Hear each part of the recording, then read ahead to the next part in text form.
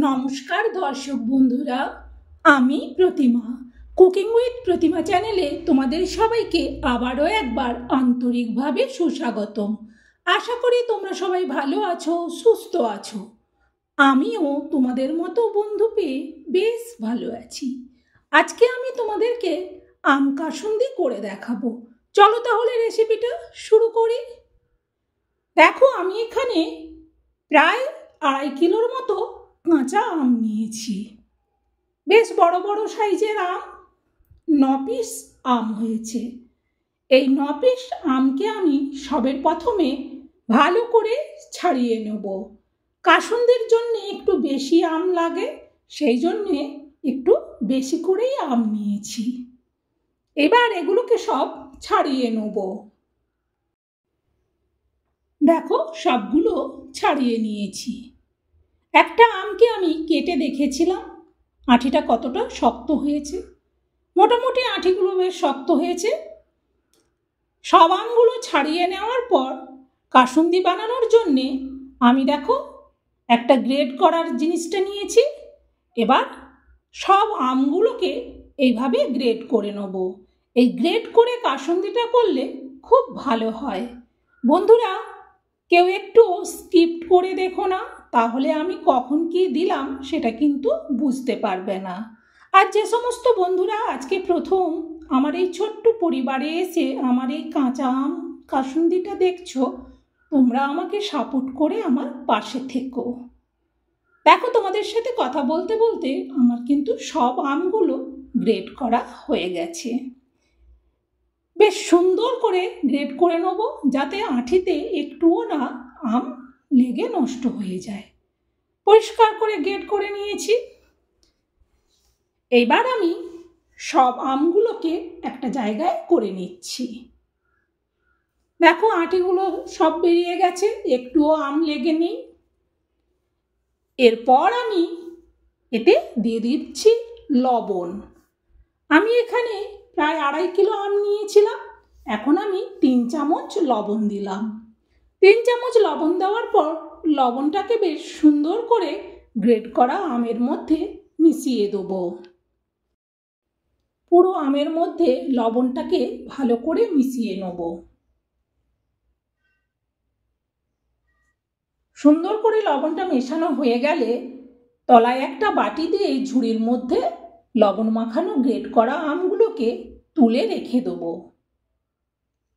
এইভাবে রেখে দিলে সব জলটা বেশ সুন্দর করে ঝরে যাবে। সব আম তোলা হয়ে গেছে। এবার এটা মিনিট 15-20 বাদে দেখব। দেখো, প্রায় আমি 15 মিনিট পরে এসেছি। বেশ সুন্দর জলটা ঝরে গেছে। দেখো তলায় কতটা জল বেরিয়েছে। এরপর আমি আরও এটাকে হাত দিয়ে যতটা সম্ভব চিপে এর জলটাকে বের করে দেবো। তারপর আমি একটা বড় জায়গার মধ্যে আমগুলোকে রেখে দিচ্ছি।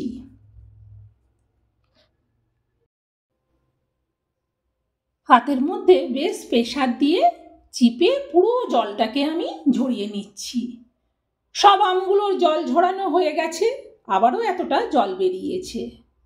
এবার এই আমি দিয়ে দিচ্ছি পরিমাণ মতো হলুদ। হলুদটাকে একটু ঠিক করে দেখে দিতে হবে। এরপর দেব 1 চামচ লঙ্কা গুঁড়ো। ঝালটা যে যেমন পছন্দ করো সে সেই অনুযায়ী লঙ্কা দিও। এবার হলুদ আর লঙ্কাটাকে ভালো করে একটু আমটার মধ্যে মিশিয়ে নেব। সব বন্ধুরা লাইক দিও, আর আমার দেখানো প্রসেসে বানালে এটা রোদে না দিলেও হবে, খুব সুন্দর লাগবে খেতে, আর এটা অনেক দিন ভালো থাকবে। এরপর এতে আবারও আমি 1 চামচ লবণ দিলাম। আগে যে লবণ দিয়েছিলাম সেটা তো জলের সাথে বেরিয়ে গেছে। এরপর দিলাম 1 চামচ চিনি। এই চিনিটা এমনি টেস্টটা সুন্দর করার জন্য দিলাম, এই চিনিটাই কিন্তু মিষ্টি হবে না। এইভাবে 1 চামচ চিনি আর 1 চামচ লবণ দিতে হবে সবের শেষে। ভালো করে লবণ আর চিনিটাকে মেশানো হয়ে গেলে এরপর এটা সরিয়ে দিয়ে দেখো, আমি এখানে প্রায় 150 গ্রামের মতো কালো সরিষা বা রাই সরিষা নিয়েছি। আর এর সাথে আমি দিয়ে দেবো 50 গ্রামের একটু বেশি সাদা সরিষা। দুটো সরিষাকে একসাথে করে দিয়ে পেস্ট করে নেব। দেখো সুন্দর একটা পেস্ট করে বেশ পাউডার তৈরি করে নিয়েছি। এইভাবে করে দিও, এতে করে একটুও তেতো হবে না। সব সরিষাটা, পুরো সরিষার গুঁড়োটা এর মধ্যে একেবারেই আমি দিয়ে দেবো। এবার সরিষা গুঁড়োটাকে আমের মধ্যে মেশাবো। এতে কিন্তু একটুও কোনো জল টল দেওয়া যাবে না। এইভাবে শুকনো সরিষা গুঁড়োটাকে মেশাতে হবে। ভালো করে মেশানো হয়ে গেলে এবার দেখো আমি এখানে সরিষার তেল নিয়েছি প্রায়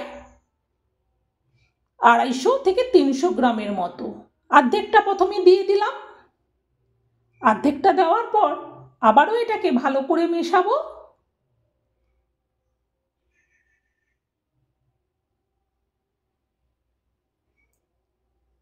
এইভাবে মেশানোর পর এতে কিন্তু আবারও আমি একবার তেলটাকে দেব।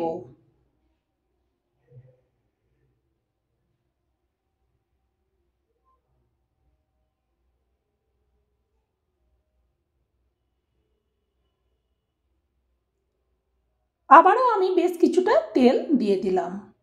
আবারও এটাকে মেশাবো। এইভাবে তেল দেব আর এটাকে সুন্দর করে মেশাতে থাকবো। ভালো করে যতক্ষণ না মেশানো হবে ততক্ষণ এটাকে মাখতে হবে। ভালো করে যখন সুন্দরভাবে মাখানো হয়ে যাবে তখন এতে আমি আবারও একটুখানি তেল দিয়ে দেবো।